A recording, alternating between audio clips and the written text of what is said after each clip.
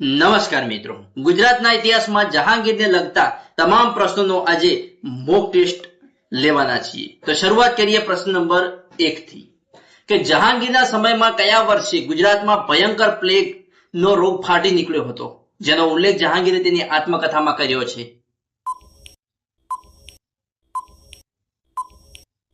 તો મિત્રો આપણો જવાબ રહેશે ઓપ્શન સી 1618 માં। વર્ષ 1617 અને 18 દરમિયાન અમદાવાદ ખાતે ગુજરાતના અન્ય ભાગોમાં પ્લેગનો રોગચાળો ફાટી નીકળ્યો હતો, જેના કારણે જહાંગીરે અમદાવાદ છોડવું પડ્યું હતું। જોઈએ આગળનો પ્રશ્ન। મિત્રો આગળનો પ્રશ્ન જોતા પહેલા જણાવી દઉં કે તમારે પણ જવાબ આપવાની કોશિશ કરતા રહેજો અને લાસ્ટમાં તમારે જણાવવાનું કે તમારા કેટલા સાચા છે। મિત્રો આમાં તમારું રિવિઝન પણ થતું રહેશે। જોઈએ પ્રશ્ન નંબર 2 કે ઇંગ્લેન્ડના રાજા જેમ્સ પ્રથમનો કયો પ્રતિનિધિ સૌથી પહેલા જહાંગીરના દરબારમાં સુરત ખાતે વ્યાપારી પરવાનગી મેળવવા આવ્યો હતો?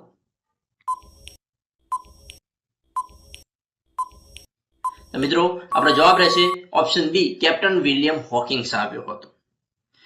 1608 માં હેક્ટર નામના જહાજ સાથે સુરત બંદરે આવ્યો હતો। કયા જહાજમાં? હેક્ટર નામના જહાજ સાથે સુરત બંદરે આવ્યો હતો અને જહાંગીરના દરબારમાં વેપારની મંજૂરી મેળવવા ગયો હતો। જો નેક્સ્ટ પ્રશ્ન નંબર 3 કે જહાંગીરે ગુજરાતના કયા જૈન સાધુને યુગ પ્રધાનની ઉપાધિ આપી હતી અને તેમના પ્રભાવથી પશુવધ પર પ્રતિબંધ મૂક્યો હતો?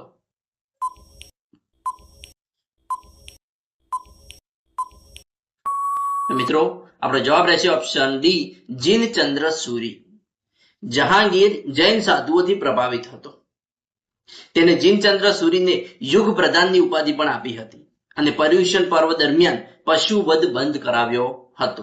કયા પર્વ દરમિયાન? પર્યુષણ પર્વ દરમિયાન। જોઈએ નેક્સ્ટ પ્રશ્ન નંબર 4 જહાંગીરના શાસનકાળ દરમિયાન અમદાવાદની મુલાકાતે આવેલ કયા વિદેશી મુસાફરે અમદાવાદના સમુદ્ર વેપાર અને કાપડ ઉદ્યોગના વખાણ કર્યા હતા?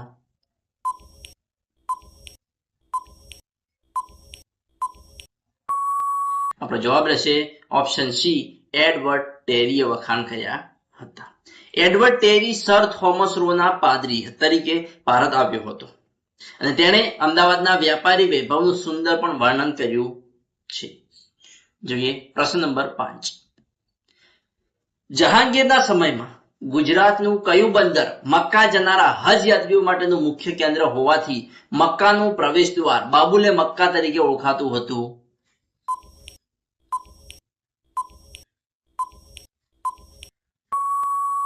આપણો જવાબ રહેશે ઓપ્શન ડી સુરત બંદર, જે મક્કાનો પ્રવેશદ્વાર એટલે કે બાબુલ મક્કા તરીકે ઓળખાતું હતું। મિત્રો મુઘલ કાળમાં સુરત આંતરરાષ્ટ્રીય વ્યાપારનું સૌથી મોટું કેન્દ્ર હતું અને ત્યાંથી હજ પઢવા માટે જહાજો રવાના થતા હતા। ત્યાંથી મક્કાનું પ્રવેશ દ્વાર સુરત બંદરને કહેવામાં આવતું હતું।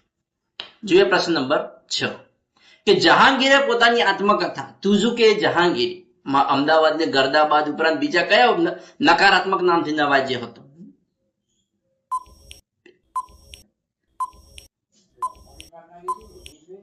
મિત્રો આપણો જવાબ રહેશે ઓપ્શન ડી ઉપરના તમામ નકારાત્મક નામથી જહાંગીરે અમદાવાદને નવાજ્યું હતું।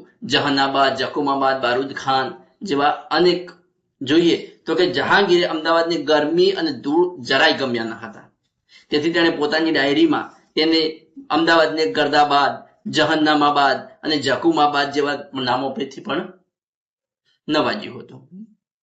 જોઈએ પ્રશ્ન નંબર 7 કે જહાંગીરના શાસનકાળ દરમિયાન ગુજરાતના સુબા એટલે કે ગવર્નર તરીકે કાર્યભાર સંભાળનાર મિર્ઝા અઝીઝ કોકા કયા નામે પ્રખ્યાત હતા?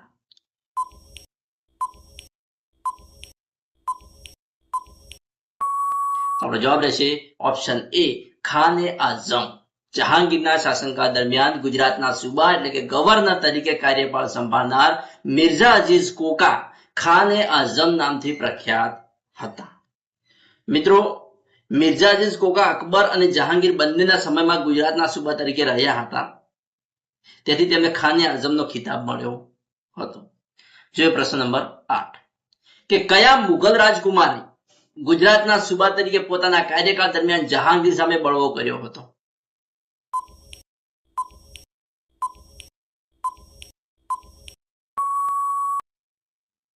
આપણો જવાબ રહેશે ઓપ્શન સી ખુર્રમ શાહજહાં. મિત્રો જહાંગીરનો પુત્ર હતો રાજકુમાર.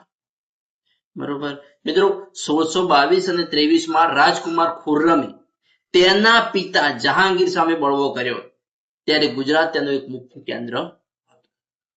જોઈએ પ્રશ્ન નંબર 9 કે જહાંગીરના સમયમાં ગુજરાતના કયા લોકપ્રિય અને સમૃદ્ધ જૈન વેપારીને શાહી દરબારમાં નગર શેઠનો દરજ્જો અને વિશેષ માન અકરામ મળ્યા હતા?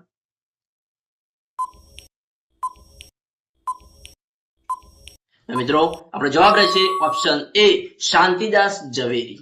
જહાંગીરના સમયમાં ગુજરાતના શાંતિદાસ ઝવેરી જે સમૃદ્ધ વેપારી અને શાહી દરબારમાં નગર શેઠ હતા એમને માન અકરામ પણ મળ્યા હતા, વિશેષ માન અકરામ મળ્યા હતા. મિત્રો શાંતિદાસ ઝવેરી અમદાવાદના ખૂબ જ પ્રભાવશાળી જૈન ઝવેરી હતા જેમને મુગલ દરબાર સાથે ખૂબ જ ગાઢ સંબંધો પણ હતા. જોઈએ પ્રશ્ન નંબર 10 કે જહાંગીરે ગુજરાતના કયા પ્રસિદ્ધ દરિયાઈ બંદરની જાતે મુલાકાત લીધી હતી અને ત્યાં સમુદ્ર કિનારે હોડીમાં બેસીને સવારીની મજા માણી હતી?